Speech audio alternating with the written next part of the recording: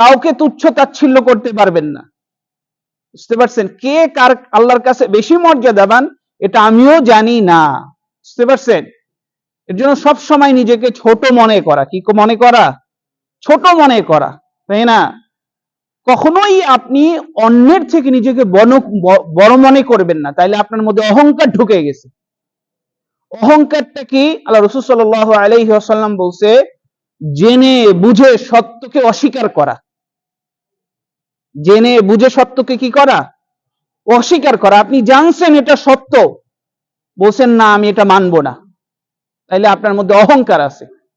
এবং অন্যকে তুচ্ছ তাচ্ছিল্য করা, ইহতিকারুন নাস, অন্যকে ছোট মনে করতেছেন আমি অনেক বড় আবেদ, আমি নামাজ পড়ি, রোজা রাখি, হজ করি, যাকাত দেই, আমি অনেক ভালো মানুষ, তাইলে আপনি ধ্বংস হয়ে যাবেন। আপনার আমল কোনো কাজে